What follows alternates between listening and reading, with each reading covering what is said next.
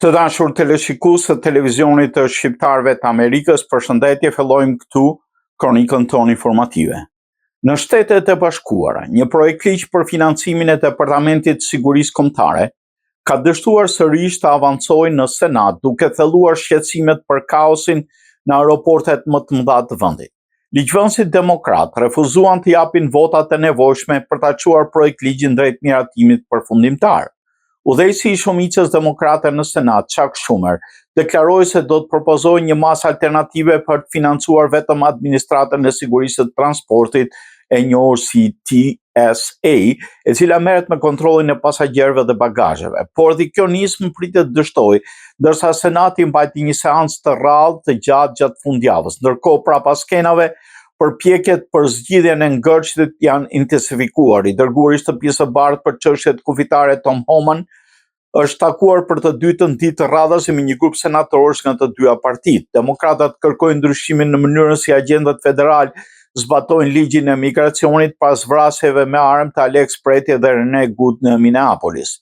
Senatore republikane Susan Collins deklaroi se Shtëpia e Bardhë ka bërë një ofertë të re për të arritur kompromis, por nuk dha detaje, ndërsa lideri i shumicës republikane John Thune tha se ekziston hapësirë për marrëveshje, por vuri në dyshim seriozitetin e demokratëve për të financuar Agjencinë e Migracionit ICE.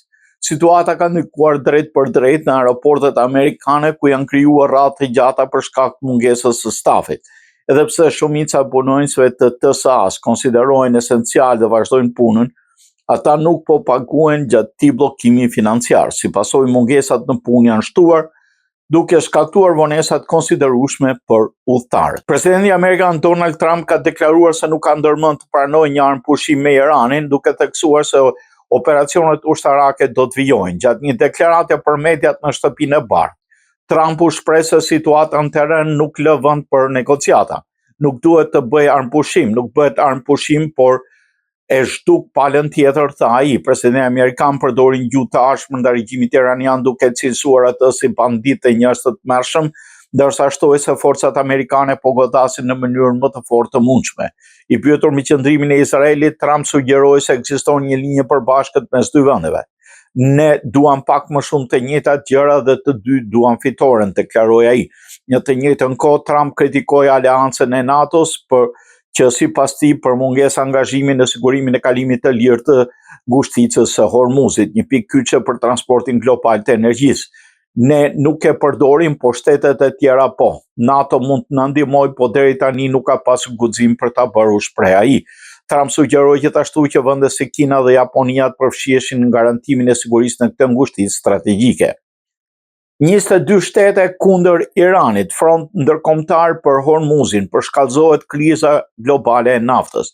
Numri i vendeve që ofrojnë të kontribuojnë për hapjen e ngushticës së Hormuzit është rritur në 22, duke shtuar presionin ndërkombëtar ndaj Iranit dhe duke izoluar gjithnjë më shumë diplomatikisht atë. Australia dhe Emiratet e Bashkuara Arabe janë dy vendet e fundit që u bashkuan deklaratës përbashkët që dënon bllokadën e pjesëme të Hormuzit nga Irani. Kjo e çon në 22 numrin e shteteve, mes tyre Britania, Franca, Gjermania, Italia, Hollanda dhe Japonia. Trump theksoi se ngushtica e Hormuzit duhet të ruhet nga vendet që e përdorin, duke lënë kuptohet se SBA nuk do ta mbajë të vetme parën e operacioneve. Nga ana tjetër, Irani mohoi se ka mbyllur plotësisht korridorin strategjik, duke deklaruar se është i hapur për vendet që nuk konsiderohen armiq, ndërsa anijet e lidhura me Shtetet e Bashkuara dhe aleatat e saj veten në shënjesër. Ndërkohë, 22 vendet në deklaratën e përbashkët kanë dënuar ashpër sulmet iraniane ndaj anijeve tregtare dhe infrastrukturës civile, duke kërkuar garantimin e lëvizjes së lirë në këtë rrugë jetike për tregtinë globale të naftës. Kriza në Hormuz po shndrohet në një përballje të hapur ekonomike dhe ushtarake me pasoje të mëdha për energjinë dhe stabilitetin global. Shtëpia e Bardhë regjistron aliens.gov, rriten spekullimet për zbulime mbi UFO. Një adresë e re në internet e Shtëpisë së Bardhë ka ndezur debate dhe kuriozitet të madh. Aliens.gov është regjistruar zyrtarisht nga Qeveria Federale Amerikane, duke shtuar spekulimet se presidenti Donald Trump mund të përgatitet të zbulojë informacione të fshehta mbi UFO-t dhe jetën jashtëtoksore. Edhe pse faqja nuk është ende aktive, të dhënat e regjistrit tregojnë se domeni është rezervuar në datën 17 mars pa u bërë ende e ditur se për çfarë qëllimi do të përdoret. Zbulimi erdhi një muaj pasi Trump njoftoi se kishte urdhëruar administratën e tij të identifikojë, publikojë dokumente qeveritare që lidhen me jetën e jashtëtoksorëve, fenomene ajrore të pa identifikueshme UAP dhe objekte fluturuese të pa identifikuara UFO. Duke parë interesin e madh do të uzoj sekretarin e luftës dhe agjensitë të tjera që të fillojnë procesin e publikimit të dokumenteve mbi jetën e jashtëtoksorëve dhe çdo informacion tjetër lidhur me këto çështje komplekse. Pas këtij urdhri, institucione si Pentagoni dhe veç shtëpia e Bardhë kanë nisur punën për shqyrtuar dokumentet, por deri tani nuk ka një afat të qartë për publikimin e tyre. Kryetari i Bashkisë së New Yorkut, Zoran Mandami, ka hyrë në histori me një veprim të pazakontë dhe simbolik. Brenda pak ditësh ai ka festuar Bajramin në 2 skaje të ndryshme të qytetit, fillimisht me mira besimtarë në Brooklyn dhe më pas brenda burgut famkeq Rikers Island. Pas faljes Bajramit në një nga komunitetet më të mëdha muslimane të qytetit, Mamdani zgjodhi të mos ndajë vetëm tek ceremonitë publike. Ai shkoi në Rikers Island ku u fal dhe ndau drekën me të burgosurit musliman, duke dhënë një mesazh që e cilësoi si dinjitet për çdo njeri kudo që ndodhet. Rikers Island konsiderohet një nga burgjet më të rrezikshme dhe më problematike në SBA, aty mbahen para burgosur dhe dënuar për krime të rënda, përfshirë vrasje, sulme të dhunshme, grabitje të armatosura dhe krimet lidhur me banda. Institucioni është përfolur prej vitesh për dhunë të lartë brenda mureve të tij, për plasje mes të burgosurve, abuzime dhe kushte të vështira jetese, duke u bërë simboli krizës së sistemit penitenciar në New York. Pikërisht në këtë ambient të ashpër, pamjet e kryebashkiakut duke u falur mes të burgosurve dhe duke ndarë ushqimin me ta kanë krijuar një imazh krejtndryshe nga lideri urban mes besimit, politikës dhe mesazhit social. Ky veprim e bën atë kryebashkiakun e parë në historinë e New Yorkut që feston Bajramin publikisht si drejtuesi i qytetit, por dhe çon këtë simbolik brenda një burgu, aty ku zakonisht politika nuk shkon. Por ky gest simbolik dhe historik ka ndezur dhe debate të forta. Nga njëra anë, mbështetësit e shohin se një akt human përfshirë që tregon drejtësia nuk duhet ta zhvesh njeriu nga dinjiteti. Nga ana tjetër, kritikët, veçanërisht në qarqe nacionaliste dhe të rendit, e kanë cilësuar si sinjal të gabuar, duke akuzuar kryebashkiakun se po jep prioritet burgosurve dhe jo viktimave të krimit. 5 shtetas meksikan janë paditur nga një juri federale në SBA pas zbulimit të një laboratori gjigant droge, ku autoritetet sekuestruan sasi të jashtëzakonshme metafentamine dhe materiale kimike për prodhim. Sipas dokumenteve zyrtare, të pandehurit janë Jose Luis Martinez, Carlos Ramirez, Miguel Hernandez, Juan Pablo Ortiz dhe Ricardo Sanchez, të cilët u arrestuan pas një operacioni të zhvilluar në shtetin e Kalifornisë, ku ishte ngritur laboratori ilegal.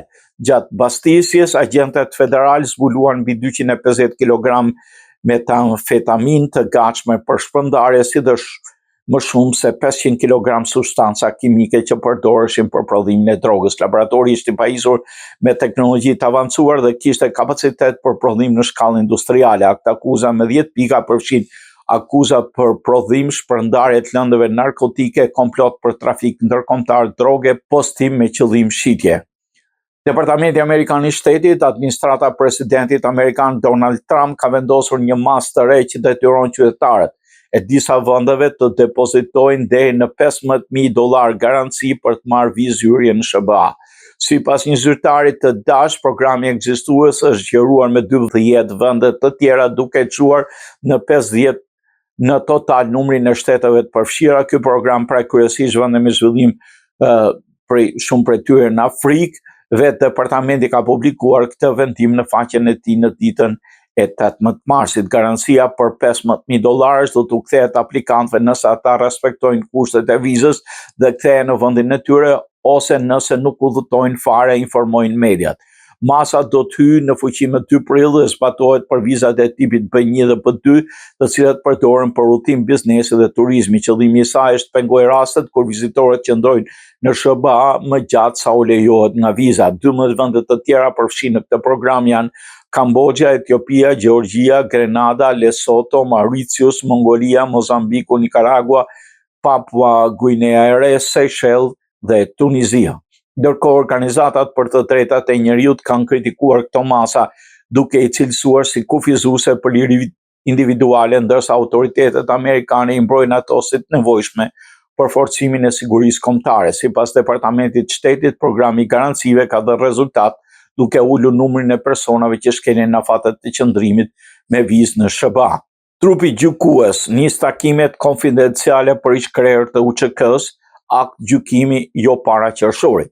Trupi gjykues në dhomat e specializuara të Kosovës në Hagë ka nisur takime konfidenciale për përpilimin e vendimit ndaj ish-krerëve të Ushtrisë Shqiptare të Kosovës UÇK pas përfundimit procesit gjyqësor më 18 shkurt të këtij viti. Sipas konfirmimit zyrtar, gjyqtarët kanë hyrë në fazat e deliberimeve pa të deklarimeve të vendimeve, ku secili prej tyre paraqet vlerësime dhe përfundimet mbi provat e shqyrtuara gjatë gjykimit. Vendimi përfundimtar do të merret vetëm nëse trupi gjykues bindet se fajësia është e provuar përteç çdo dyshimi të arsyeshëm. Megjithatë, sipas monitoruesve të procesit, akt gjykimi nuk do të pritet të shpallet para muajit qershor për shkak të volumit të madh të provave dhe dëshmive të administruara gjatë gjykimit.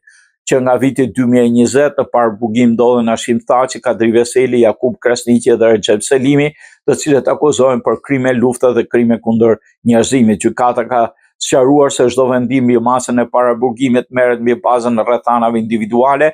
Në rastin e Thaçit është vlerësuar se ekziston rrezik real që ai të pengojë procesin gjyqësor ose të ndikojë tek dëshmitarët, çka justifikon devijimin e masës sigurisë. Ndërkohë, ekspertët theksojnë se afati standard prej 90 ditësh për shpalljen e vendimit mund të zgjatet duke marrë parasysh kompleksitetin e çështjes, numrin e madh dëshmitarëve mbi 130 të mirëfaqet e provave që duhet të analizohen në detaje. Procesi ndaj ish-krerëve të UÇK-s ka nisur në prill të vitit 2023 dhe konsiderohet një nga gjykimet më të rëndësishme për drejtësinë ndërkombëtare në rajon. Operacioni i fshet i FBI u blen të dhëna shqiptarëve nga hakerët të lidhur me Iranin. Një dokument i publikuar nga US Department of Justice ka zbuluar detaje të reja mbi aktivitetin e një rrjeti hakerësh të lidhur me Iranin, ku edhe Shqipëria rezulton ndër objektivat e sulmeve kibernetike dhe të rrjedhjes të dhënave sensitive.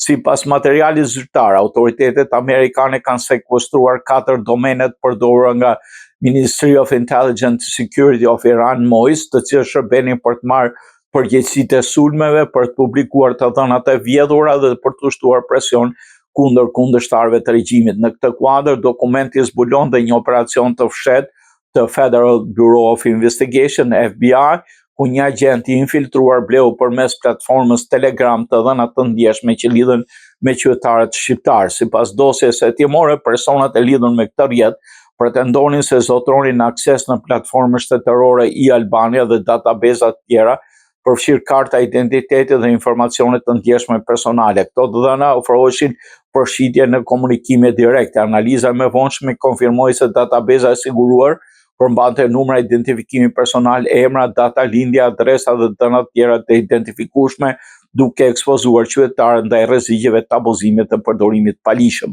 Dokumenti thekson se aktiviteti nuk ishte sporadik, por pjesë e një operacioni të mirë organizuar. Domenet e sekuestruara si justicehomeland.org dhe karmabelow80.org janë përdorur për publikimin dhe shpërndarjen e të dhënave të vjedhura përfshirë dhe ato nga institucionet shqiptare. Parlamenti Evropian 305 amendamente për Shqipërinë, mbështetje për SPAK, kritika për zgjedhjet e 2025-s. Raporti për Shqipërinë që pritet diskutohet në Parlamentin Evropian është shoqëruar me 305 amendamente të paraqitura nga eurodeputetët, duke reflektuar shqetësime për drejtësinë, proceset zgjedhore dhe funksionimin e demokracisë. Një ndër pikat kryesore lidhet me mbështetjen e SPAK-ut dhe vijimin e reformës në drejtësi. Një nga amendamentet propozuar nga David McAllister mirëpret progresin në zhvillimin e vettingut gjyqtarëve dhe prokurorëve, duke theksuar se ai ka ndikuar në rritjen e integritetit dhe llogaridhënies në sistemin gjyqësor. Megjithatë, raporti evidentoi sfida të vazhdueshme si efikasiteti i ulët, shtoku i çështjeve dhe përpjekjet për ndikim të padrejtë. Një grup eurodeputetësh, mes tyre Andreas Schieder, Adnan Dibrani dhe Marco Tarquino, ngren shqetësimin për polarizim politik dhe gjuhën konfrontuese, duke theksuar se protestat e dhunshme nuk kanë vend në një vend me demokraci funksionale. Në fokus të amendamente është dhe çështja e kërkesave se spaku për arrestimin e zëvend kryeministres Belinda Balluku. Në një propozim të eurodeputetit Ivailo Valchev kritikohet shtyrja e votimit për heqjen e imunitetit të saj, duke cilësuar si një vendim arbitrar pa bazë ligjore, ndërsa i bëhet thirrje kuvendit që trajtojë pavonesë këtë çështje. Ndërkohë, Partia Popullore Evropiane ka paraqitur 26 amendamente ku evidentohen mangësi serioze në zgjedhjet parlamentare të 2025-s. Sipas eurodeputetit Andrej Kovačev, raporti nënvizon përdorimin e burimeve shtetërore nga majoranca, mungesën e kushteve të barabarta për opozitën dhe pretendime për blerje votash, duke premtuar besimin e qytetarëve dhe konkurrencën politike. Në vëmendje është vendosur dhe akshi për mungesë transparence për prokurimet publike dhe projektet digjitale, ndërsa kërkohet auditime të pavarura dhe mekanizma më të fortë kontrolli. Më 4 prill 2026, në kullën e Çunmulës në Hot, Malësi të Madhe, do zhvillohet një konferencë shkencore kushtuar kryengritjes së Malësisë të vitit 1911, një nga momentet më të rëndësishme në historinë kombëtare shqiptare. Ky aktivitet pritet të mbledhë studiues, qytetarë dhe përfaqësues të diasporës shqiptare me synim për të rikthyer në vëmendje rolin historik të kësaj kryengritje në rrugën drejt pavarësisë. Ngjarja organizohet nga shoqata adhetare Kulla e Bayraktarit Hotit në bashkëpunim me Muzeun Malësia. Kryengritja e vitit 1911, udhëhequr nga figura si Det Gjoluli, kulmoi me ngritjen e flamurit shqiptar në Det Qish më 6 prill, një akt që shënoi një hap të rëndësishëm drejt shpalljes pavarësisë në vitin 1912. Në konferencë do të referohen historianë dhe studiues të njohur si Kujtim Shala, Romeo Gurakuqi, Edmond Malaj dhe Mark Junçaj, të cilët do të trajtojnë rëndësinë historike dhe politike të kësaj kryengritje. Aktiviteti synon të forcojë kujtesën historike dhe të nxjisë pjesëmarrjen e të rinjve dhe diasporës në ruajtjen e identitetit kombëtar. Në përfundim do të organizohet një program artistik me këngë tradicionale. Majore Vjollca Hoti diplomohet në FBI National Academy. Majorja e Kosovës Vjollca Hoti e Policisë së Kosovës ka përfunduar me sukses trajnimin në FBI National Academy në Quantico, Virginia, në Shtetet e Bashkuara. FBI National Academy është një program i avancuar leadershipi për zyrtar të lartë zbatimit të ligjit, i cili fokusohet në zhvillimin e leadershipit, menaxhimin strategjik, teknikat moderne hetimore dhe bashkëpunimin ndërkombëtar në luftimin e krimit. Majore Hoti ka mbi 25 vjet përvojë në policinë e Kosovës, ku ka shërbyer në pozita kyçe operative dhe ka udhëhequr njësi në mjedise sfiduese të sigurisë. Përfundimi i këtij programi i shton policisë së Kosovës njohuri të avancuara profesionale dhe përvojë ndërkombëtare. Policia e Kosovës shpreh mirënjohjen ndaj Shtetit të Bashkuara, ambasadës së SBA në Kosovë dhe Departamentit të Drejtësisë i Qitap dhe zyrës së FBI në Sofia.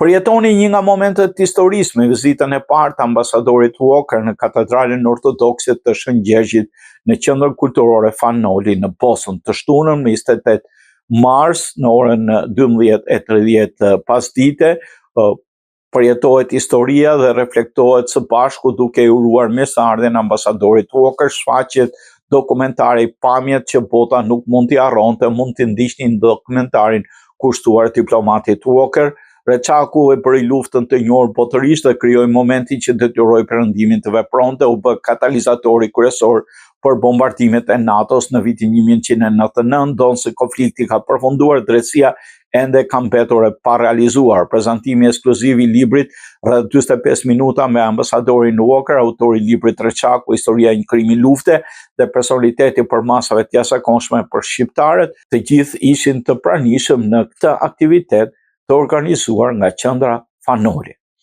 Pranvera Hyseni vlerësohet me çmimin prestigjioz në astronomi planetare. Komunikimi i shkencës me publikun e gjerë ka qenë dhe mbetet sfidë për Pranvera Hysenin. Duket se ky rregull i pashkruar nuk qëndron, ajo është kthyer një nga zërat më të njohur në rrjetet sociale për mënyrën e thjeshtë dhe të qartë, me cilën shpjegon koncepte komplekse të astronomisë përmes përmbajtjes së saj. Ajo ofron publikun me zhvillimet shkencore dhe teknologjitë që mundsojnë vëzhgimin e objekteve qiellore. Së fundmi, puna e saj është vlerësuar në nivel ndërkombëtar duke u shpërblyer me çmimin Steven E. Dvornik, në fushën e astronomisë planetare. Ky vlerësim jepet nga Shoqata Amerikane e Gjeologjisë për prezantimin më të mirë nga një student doktorature në kuadër të konferencës shkencore planetare dhe enore të mbajtur në Texas. Në këtë konferencë morën pjesë mbi 2000 studiues dhe ekspert nga gjithë bota, çka e bën këtë çmim një arritje të rëndësishme. Ky sukses nuk është i rëndësishëm vetëm për karrierën e saj shkencore, por dhe për prezantimin e Kosovës në arenën ndërkombëtare. Alb Libris në SBA, një hap i rëndësishëm për librin shqip në diasporë. Në Shtetet e Bashkuara, sikurse kemi thënë, është themeluar së fundi platforma online Alb Libris, një iniciativë e re kulturore që synon të sjellë librin shqip pranë komunitetit shqiptaro-amerikan. Projekti është realizuar nga botuesi i njohur nga Tirana Bujar Thurdri në bashkëpunim me shqiptaro-amerikanin Dr. Pashko Camën. Alb Libris ofron libra fizik në gjuhën shqipe dhe synon të krijojë një ulëse mes autorëve shqiptar dhe lexuesve në diasporë. Kjo nis konsiderohet si një nga përpjekjet më domethënëse për institucionalizimin e librit shqip në SBA në një kohë kur shpërndarja dhe promovimi ka qenë kufizuar për dekada. Krijimi i kësaj platforme vjen si përgjigje ndaj një boshllëku të kahershëm kulturor, duke ofruar jo vetëm shitje librash, por dhe promovimin dhe diskutimin e tyre. Në këtë mënyrë, Alb Libris synon të luajë një rol të rëndësishëm për ruajtjen e gjuhës shqipe, veçanërisht për brezat e rinj që rriten larg atë. Nisma lidhet dhe me traditën historike të diasporës shqiptare në Amerikë, ku figura si Fajkonica dhe Fanoli theksuan rëndësinë e institucioneve kulturore për ruajtjen e identitetit kombëtar. Megjithëse përballet me sfida si tregu i kufizuar dhe konkurrenca me botimet në anglisht, perspektiva e Alb Libris mbetet premtuese. Nëse mbështetet nga komuniteti, kjo platformë mund të shndrohet në një qendër referimi për librat shqip në diasporë dhe një instrument të rëndësishëm të diplomacisë kulturore shqiptare.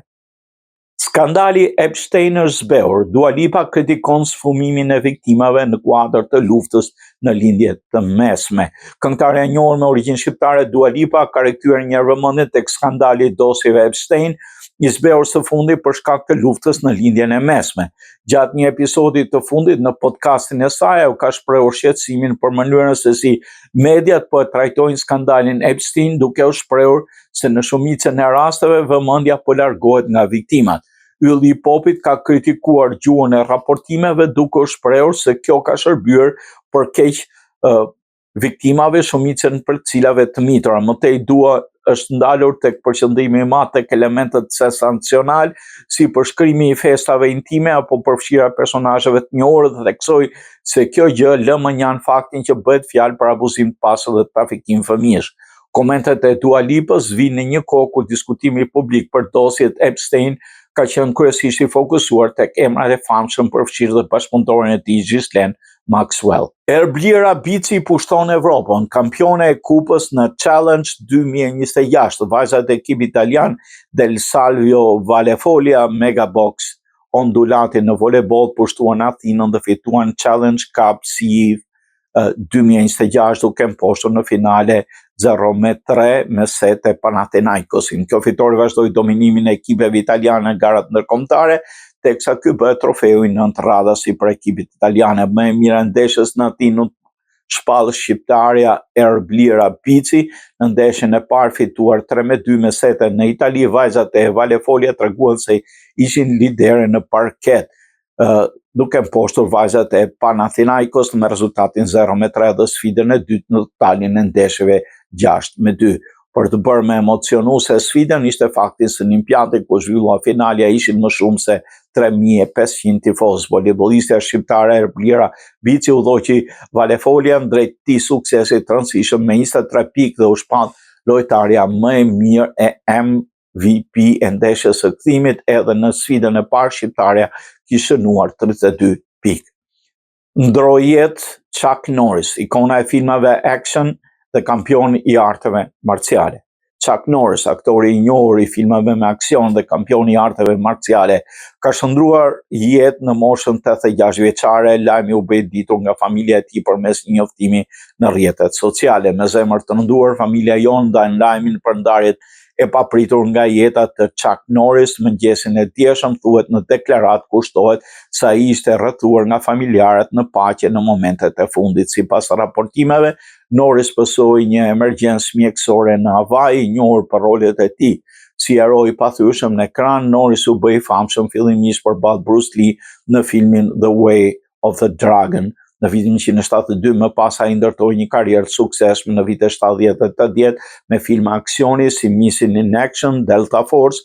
Në vitet 90 ai kaloi në televizion duke fituar një audiencë më të re me serialin e suksesshëm Walker, Texas Rangers, ku interpretoi rolin e një rangeri që lufton krimin në Texas. Përveç aktrimit, Norris ishte në një figurë e rëndësishme në botën e arteve marciale. Ai nisi trajnimin gjatë shërbimit në forcat ajrore SBA në Kore dhe më vonë vijoi stilin e tij të karates. Të dashur teleshikues të televizionit të shqiptarëve të Amerikës, ne këtu i dham fund emisionit të Kronikës Son Informative. Mirë takofshim.